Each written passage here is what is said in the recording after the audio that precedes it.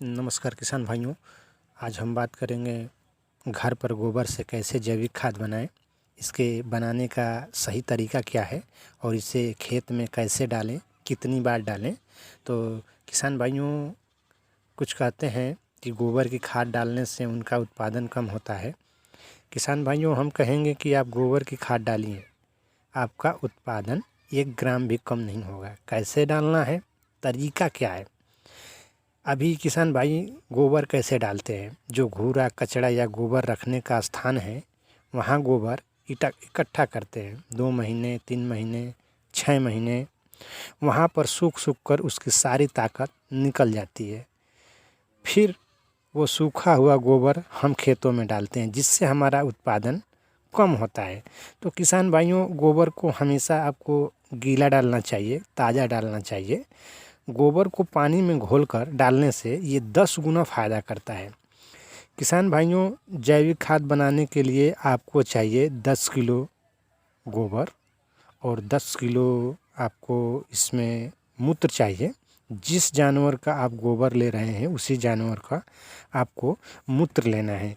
गोबर तो आप इकट्ठा कर लेंगे किसान भाई, लेकिन कुछ किसान कहते हैं कि हम मूत्र कैसे इकट्ठा करें।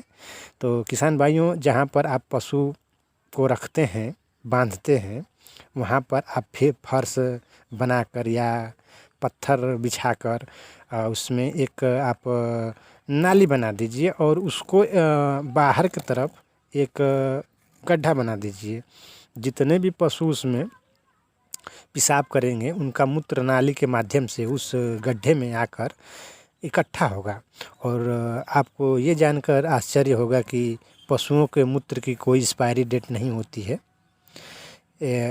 इसको आप चाहें तो 2 साल 4 साल 20 साल 30 साल तक रख सकते हैं, ये ख़राब नहीं होता है। तो किसान भाइयों, चिंता की कोई बात नहीं है, ये मूत्र इकट्ठा होते रहेंगे और आप इसे डालते रहेंगे।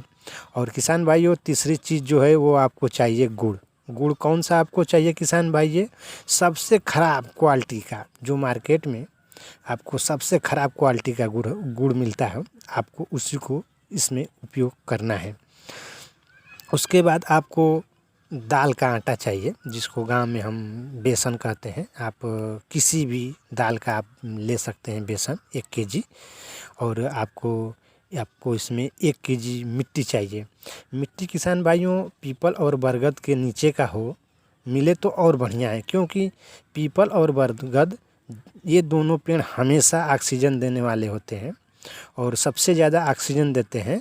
और हम जानते हैं कि जितने भी पेड़ ऑक्सीजन देने वाले हैं उनके नीचे की जीवाणुओं की संख्या उसमें ज़्यादा होती है। ये 5 चीज़ों को आप किसान भाइयों एक प्लास्टिक के ड्रम में घोल कर रख लीजिए और 10 से 15 दिन बाद आप उसको छोड़ दीजिए, रहने दीजिए। आप छाँव में रखिए इसको ढककर, और आप देखेंगे कि ये जो है कि 10 से 15 दिन बाद आपका जो है कि एक बहुत ही बढ़िया क्वालिटी का आपका एक जैविक खाद जो है कि तैयार हो गया है।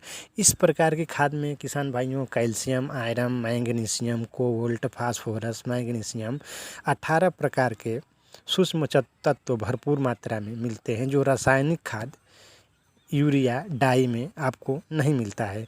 तो 10 किलो गोबर की जो आपने जैविक खाद बनाई है किसान भाइयों, उसका आप 1 एकड़ में आप इस्तेमाल कर सकते हैं। 1 एकड़ में किसान भाइयों आपको भरपूर रिजल्ट आपको मिलेगा। इसमें आप 10 किलो अगर गोबर है तो आप इसमें 100 लीटर आप पानी इसमें मिला लीजिए।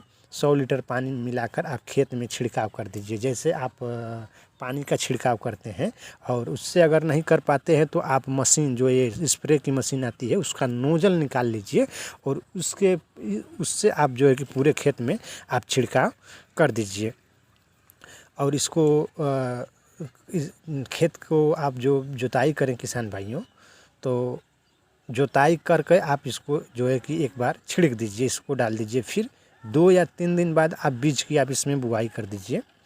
21 दिन बाद फिर आप इसमें डाल दीजिए, क्योंकि बीज में अंकुरण होने तक वह मिट्टी की ताकत से ही बढ़ता है। फिर अंकुरण के 21 दिन बाद वो सूर्य की ताकत से बढ़ना शुरू हो जाता है, जिसमें प्रकाश संश्लेषण की क्रिया इसे कहते हैं।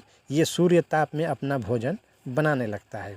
तो किसान भाइयों, ये था गोबर से आप घर पर ही एक बेहतरीन क्वालिटी की आप जो है कि खाद बना